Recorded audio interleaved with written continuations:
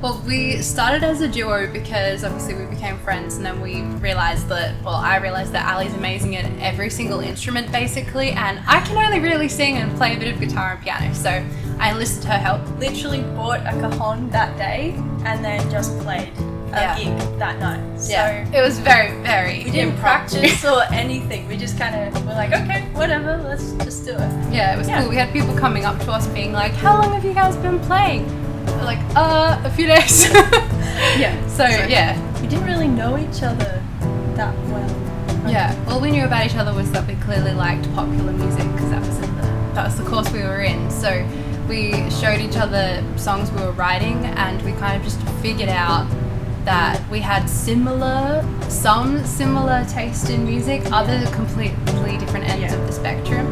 But I guess because I personally had heard a lot of acoustic duos and seen it going around, we figured we might as well have a go together and see how it went. I hadn't had a lesson in my life until this year, and just the end of last year, I'm pretty sure. I started doing vocal lessons. I taught myself every instrument until this year. So.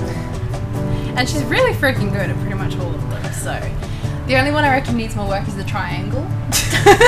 I've been singing my whole entire life, which I feel like a lot of singers say, but I grew up in choirs, and so harmonizing has always been something I've loved doing. And then I just self-taught myself guitar and piano because I couldn't write songs without an instrument. It was really difficult. I only started writing my own music properly, but Amber's been doing since she was a kid, so I think my first song was when I was 4. So we write our own stuff. So I have a weird way of doing it. I like to write out a whole bunch of weird sentences that may not even match at some points. Kind of writing a story, but just heaps of sentences. Then I start to put them together. Then I'll do the music and then see how it sounds. Like I could be doing the dishes or something, and all of a sudden I have to run out of the room and grab my phone and record it and be like, I have a song!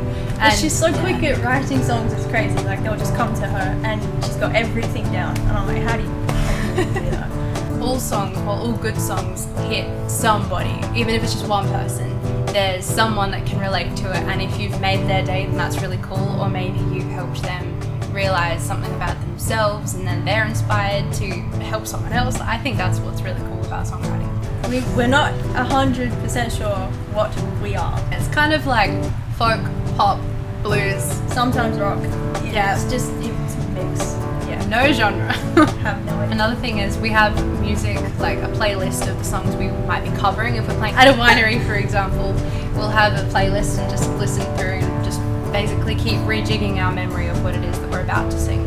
It's really important to do warm-ups beforehand. We gig for like 4 hours, and without like doing the warm-ups beforehand, you end up really, really tired, and then you just give up by the end of it, and it's not as good as it was at the start. Ever since starting with our first gig being a very impromptu thing, we try not to make things that impromptu anymore. We try to rehearse as much as we can. I remember one. Which one is we were playing at this market, and there were heaps of kids walking around and dancing and stuff. But this one particular kid asked for it was a high five song or it was choo choo chugga chugga big red car.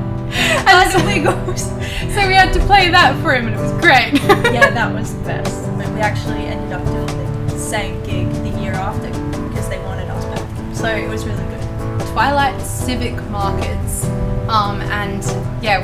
We were there with a guitar case, a newly bought cajon that day, and basically a whole list of stuff we may have played through once on Ultimate Guitar tabs, and happened to show each other, hey, should we play this song next? Yep, sure. That was our first gig. The momentum is the hardest thing to keep up because we both have like full-time jobs, and so it's hard to coordinate our schedules enough to actually catch up and rehearse properly. Like the business and creative side to me will be all at once, and then there's nothing for ages. And I feel like that's similar for you too. I would love to get really motivated to just do it all the time. It's just time and being taken seriously as well is a big thing, I think. People don't notice, I guess some people don't seem to realise how much time and effort and years it actually takes you to perform at that particular venue. Sometimes the hardest thing about being a musician is justifying yourself and representing it strongly. People remembering your lyrics, that's really that's cool. Awesome. Like they're singing it back to you from the crowd, and that's like amazing. The fans, the followers, the people that come and watch us, that's been really good. And they have favourite songs as well, which is great, because then they're like, do this one, and we're like, okay. Yeah, it's great. And of course, the little kids, when they dance and ask for Big Red Car or whatever the name is, that's a pretty cool highlight. We're currently writing an album, another one. So we are going to do some more recording stuff soon, which, I'm hoping to sing in, because I don't really sing very often, so...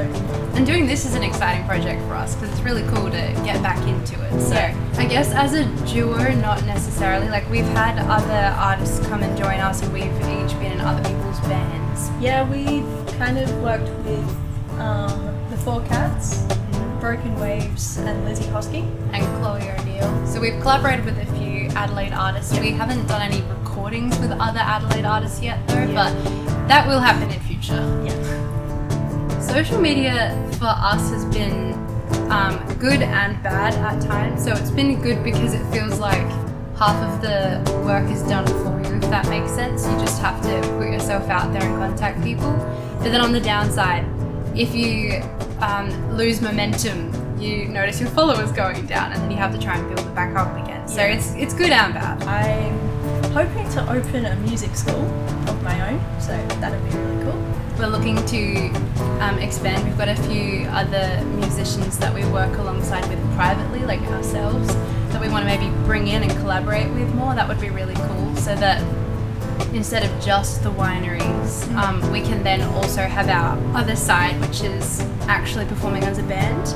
We tried that a while ago, and so we want to get back into that because it was really fun. So wineries is really good for the weekend and the more chilled out acoustic stuff, but Ali's got a rock background and she's actually a drummer, so we would love to do more band things too. Try and contact markets as your first place to gig, because usually they're more than happy for people to just play at a market, and you don't have to have amazing experience to do so. Just do it. I mean, we did. We just randomly went, let's play at this market and bring a cajon and a guitar and just improvise the whole time. So just, if you want to do it, you should totally do it. It's fun. Start with recording some videos and branding yourself. Then, it just starts building from there, and then you meet other people, and then they want you to come on board with them, and it just, it works that way. Go to live gigs and just talk to the musicians afterwards. So something that we used to do when learning how to set up an acoustic setup, it's good to actually know people. People just talk about it. They actually really like it when people come up and say, oh my gosh, I love your set, like what do you do to make it sound so good? And they'll go through everything with you, and they're like, oh, this is great. So musos want to help musos, particularly if you're starting out. People really want to help. Definitely.